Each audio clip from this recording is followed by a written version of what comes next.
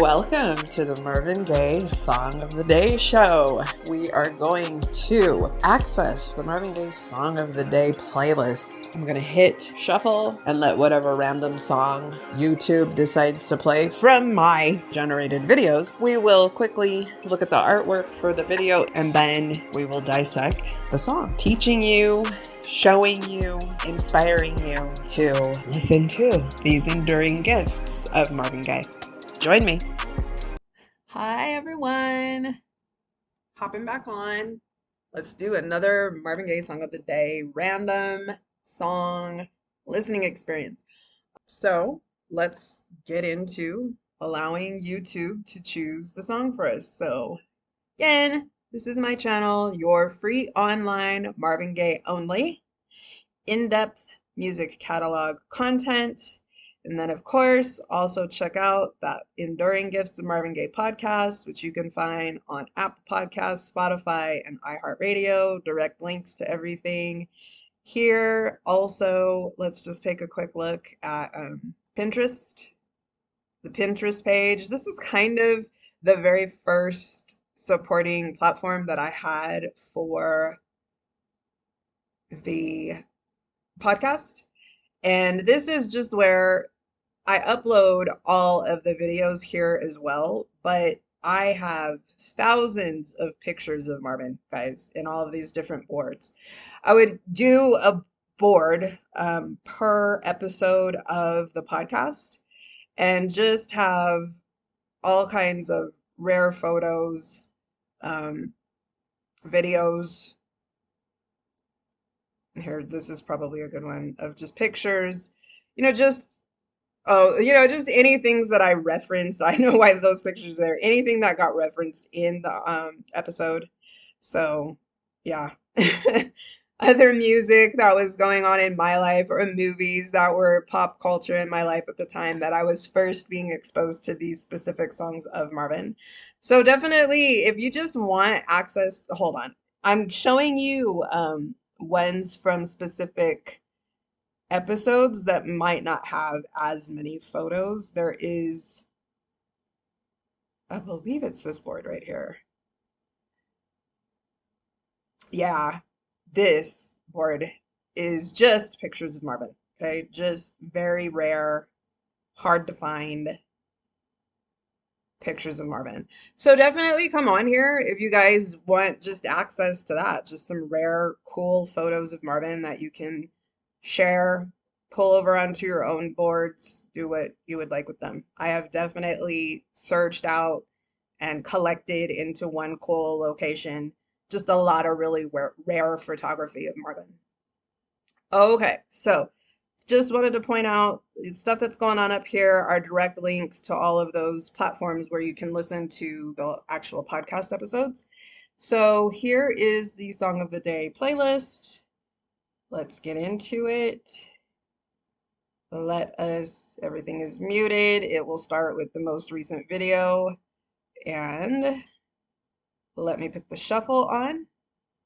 Let's hit the next button and see what we get for today. Dun, da, da, da. Oh, yay. I'm glad that we are getting into some old school Marvin. So let me actually right now, hold on, just get the book so that I can tell you what album this is from and the year.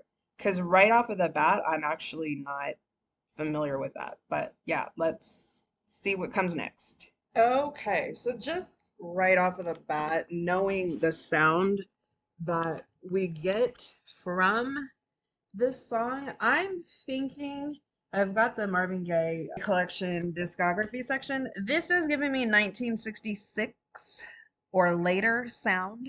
MPG, which is from April of 69. Yep, Only a Lonely Man Would Know is from the MPG release from April of 1969. This MPG album is really kind of the end of an era for what's happening with Marvin's career. Because, yeah, let me just go back to these pages and see. Because we get MPG, then we get a greatest hits. Okay, then we get Easy with Tammy Terrell. Then we get That's the Way Love Is. Okay, so we actually do get a complete only Marvin Gaye album, even still before What's Going On. But after that, That's the Way Love Is album, which comes out in January of 1970, we get two greatest hits albums on Marvin before we get What's Going On. So I don't know. By April of 69, Tammy passes away in 70, right? She's sick already, right? She's sick already in 1969. It just, look, Motown has this unreleased series of albums that they do going by year. And for the 1969 one, Marvin's got one song on that. I just feel like he's really kind of in this phase of his career that's going to lead him to the things that we hear him talking about on the Dinah Shore show clip that I included in the listen along for What's Going On, where he's just saying he was really getting to the phase of wanting to produce himself and just kind of feeling dejected about, the respect level that he's receiving here at Motown.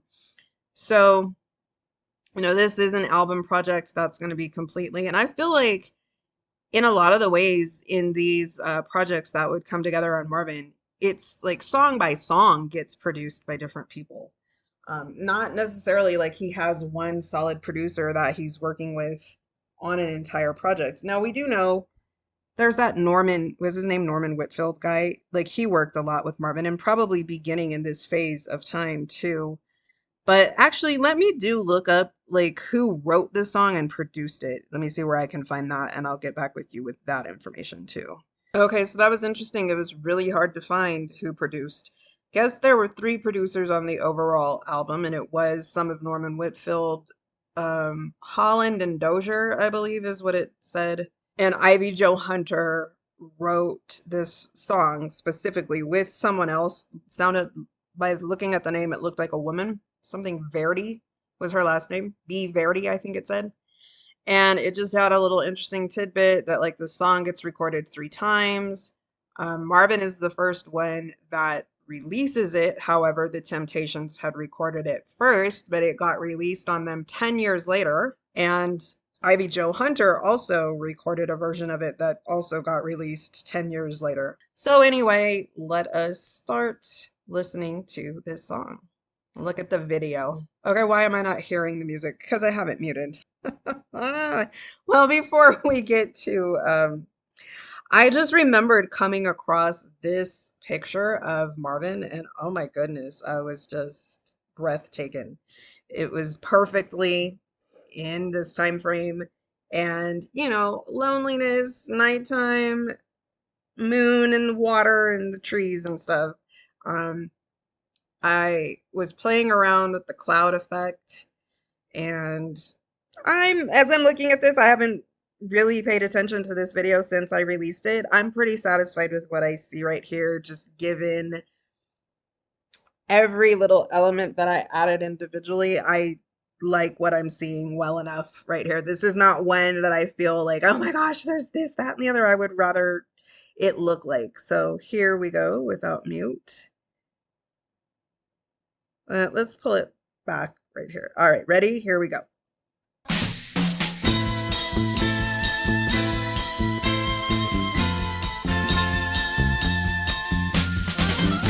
Okay, just from letter A, right? That's hardcore old school Motown, right? Like that's Motown sound right here that we've gotten so far.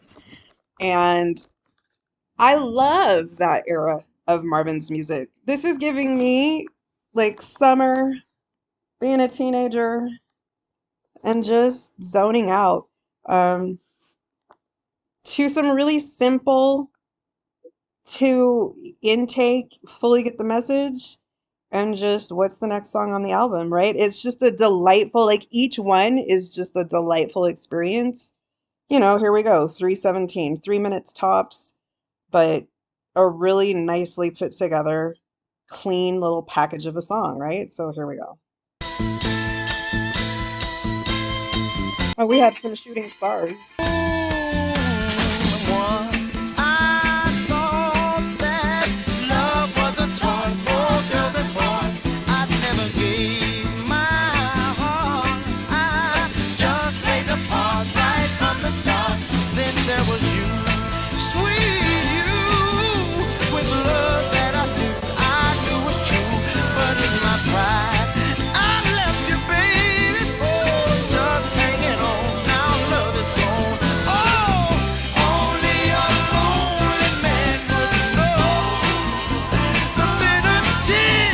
Okay, see, this is the thing about Marvin Gaye.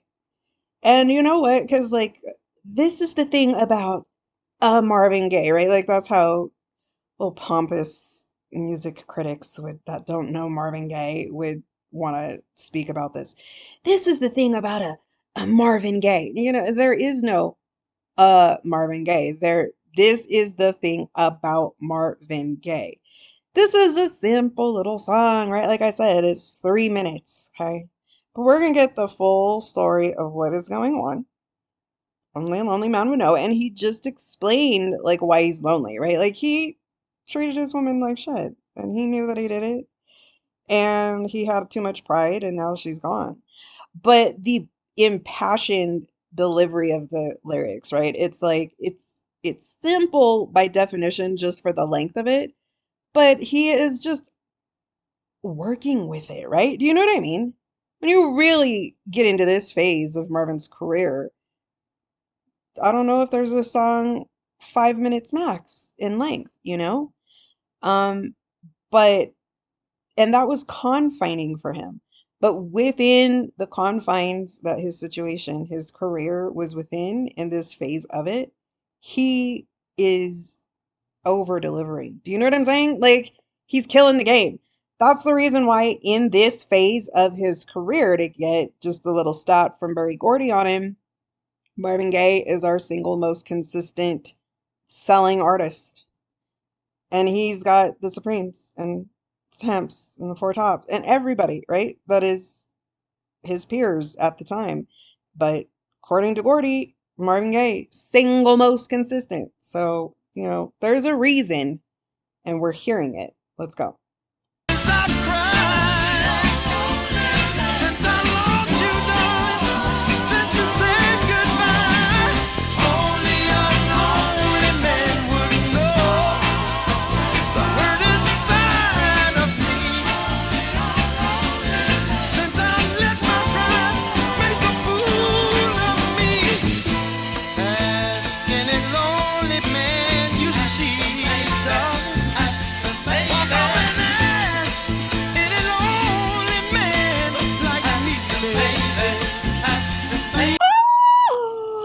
I love this tone of his voice. The register, the key, the whatever, the octave, oh, it's so manly. It's so like aggressive. It's so got that growl, that grit.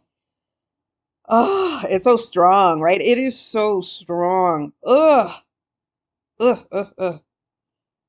And I feel it, right? It's just, oh, you are just already, what, we're at a minute and 30. We still got good way to go, but I believe, right? Like, I believe.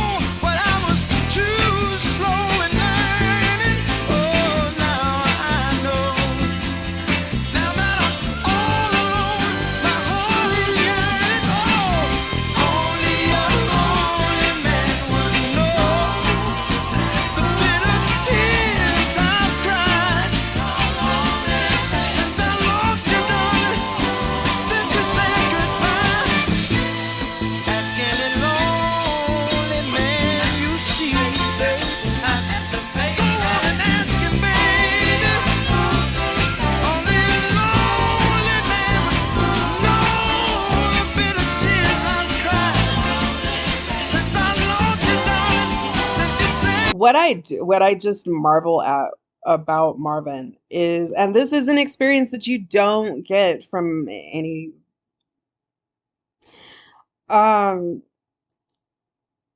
he can take you around the world, right, with how he sounds.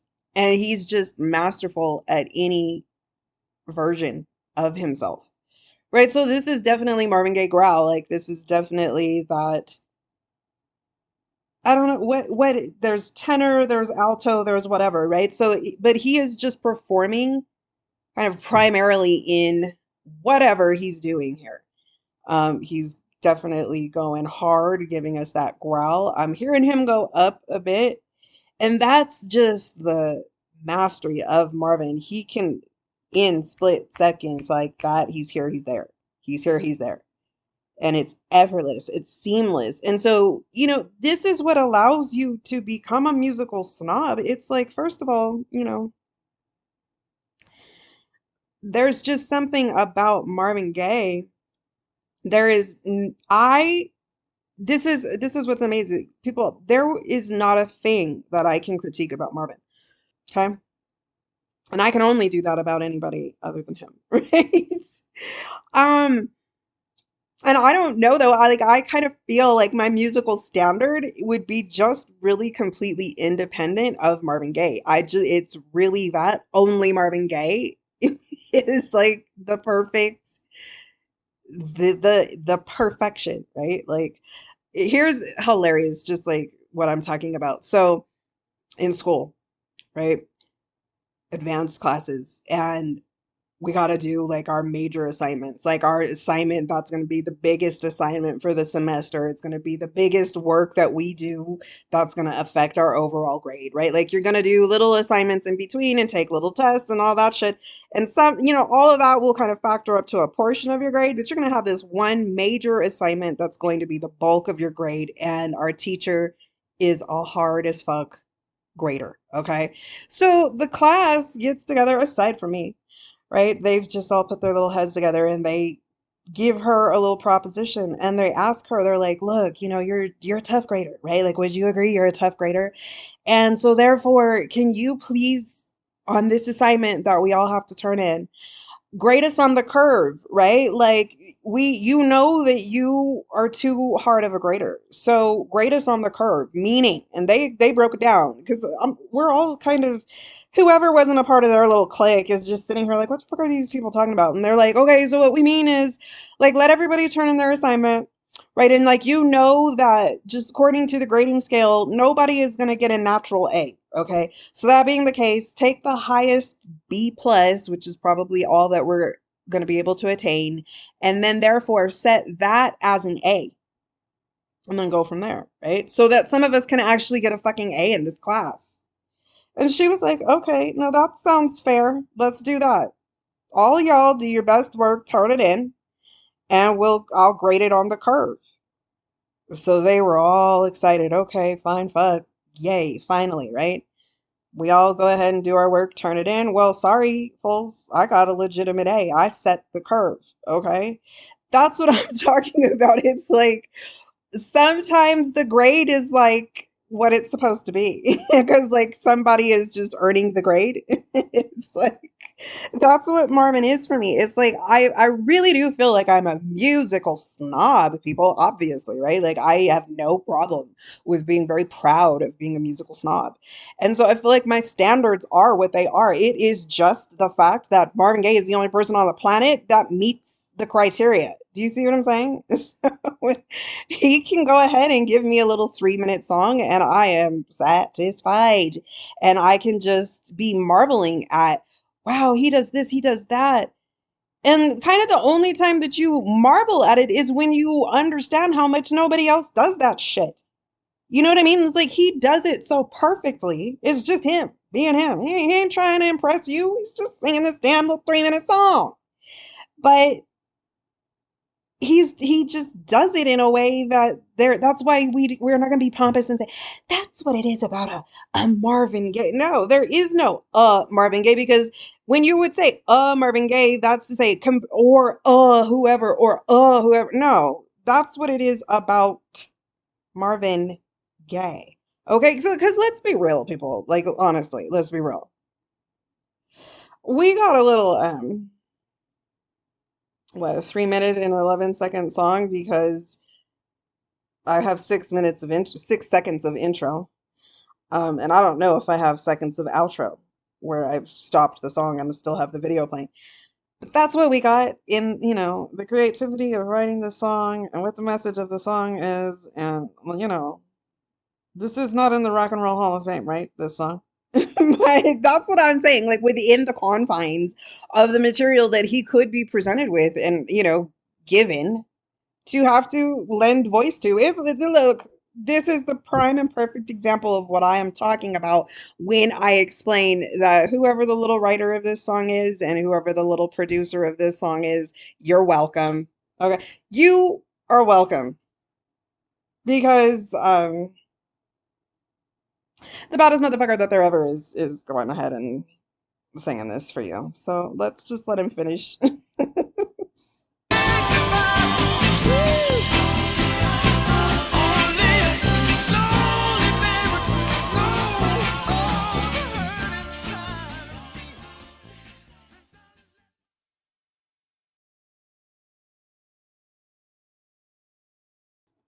Okay, yeah. So 308 and then take 6 seconds off of that. I mean, beautiful. Beautiful. Working with what you've got, Marvin. And yes, you just did that. You just did that thing. So, alrighty. 1969 MPG album. That song was written by someone, Ivy Joe Hunter. I do believe that we possibly see, does that person write anything on what's going on? I feel I've definitely seen that name associated with Marvin's catalog, a bit. So I definitely probably in this era of time is when that would have been. And so it seemed like that overall project had three different producers on it. Not sure. It didn't, I could not find who produced that song, but two people wrote it. It was first recorded by the Temptations, first released for Marvin here, and then one of the people that wrote the song also recorded it, and it got released 10 years later. So let's keep it moving. We will see what our next random pick is. Like and subscribe. We'll talk to you soon. Bye bye.